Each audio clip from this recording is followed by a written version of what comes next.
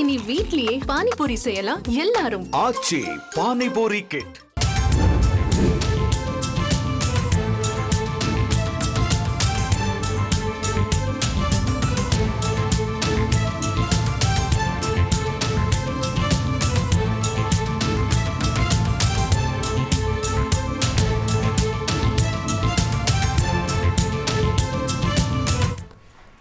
தெருநாய் விவகாரம் தொடர்பாக உச்சநீதிமன்றம் தீர்ப்பளித்தால் தீர்வு காணப்படும் என்று சட்டப்பேரவையில் அமைச்சர் KN.நேரு விளக்கம் அளித்திருக்கிறார்.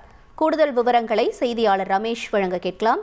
ரமேஷ் வணக்கம். இந்த விவகாரம் தொடர்பாக பேரவையில் விவாதம் நடந்தது, என்ன முழு விவரங்கள்?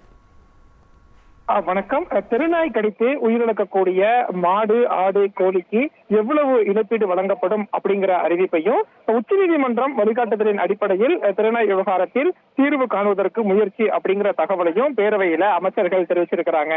அதாவது தமிழகத்துல தொடர்ந்து அதிகரித்து வரக்கூடிய தெருநாய் கடி சம்பவம் தொடர்பாகவும் நாய் கடித்து மரணமடையும் கால்நடைகளுக்கு இழப்பீடு வழங்கணும் அப்படிங்கிற ஒரு கவனஈர்ப்பு தீர்மானத்தை அதிமுக சட்டமன்ற உறுப்பினர் KC கருப்பண்ணன் மற்றும் பாஜக MLA ஆனந்த் சீனிவாசன் ஆகியோர் இன்றைக்கு பேரவையில கொண்டு வந்திருந்தாங்க. இதற்கு பதிலளித்து பேசிய ஊரக வளர்ச்சித்துறை அமைச்சர் பெரியசாமி பேசும்போது, சமீப காலங்கள்ல திருநாய் கடித்து வெள்ளாடு, செம்மறியாடு பாதிக்கப்படுவதா அரசனுடைய கவனத்துக்கு ஏற்கனவே செய்தி வந்திருக்கு.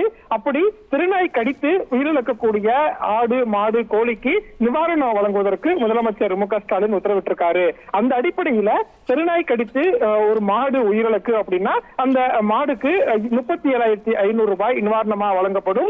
ஆடு உயிரிழக்கும் போது 4,000 ரூபாய் நிவாரணம் வழங்கப்படும். கோழி உயிரிழந்தால் 300 ரூபாய் வழங்கப்படும் அப்படிங்கிற தகவலை பேரவையில அமைச்சர் பெரியசாமி தெரிவிச்சிருந்தாரு. அதே மாதிரி இதுவரைக்கும் திருநாய் கடித்து உயிரிழந்த 1,149 பிராணிகளுக்கு 42 லட்சம் ரூபாய் நிவாரணம் வழங்கப்பட்டிருக்கு அப்படிங்கிற ஒரு தகவலையும் பேரவையில பெரியசாமி தெரிவிச்சிருந்தாரு. அதே மாதிரி KN.நேரு இந்த விவகாரம் தொடர்பா பேசும்போது, திருநாய் பிரச்சனை தொடர்பா நேற்று முன்தினமே உரிய விளக்கம் அப்படிங்கறத நான் கொடுத்திருக்கிறேன்.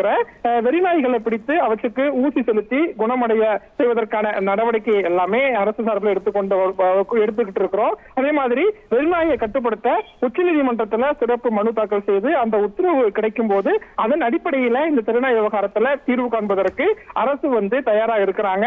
அதே மாதிரி திருநாய் கடித்து பாதிக்கப்பட்டவர்களுக்கு உரிய இழப்பீடு கொடுப்பதற்கும் அரசு தயாரா இருக்கு அப்படிங்கிற ஒரு தகவலை பேரவையில துறை சார்ந்த அமைச்சர்கள் பதிவு பண்ணாங்க. விவரங்களுக்கு நன்றி ரமேஷ். இனி வீட்லயே பானிபூரி செய்யலாம் எல்லாரும். ஆச்சி பானிபூரி கிட்.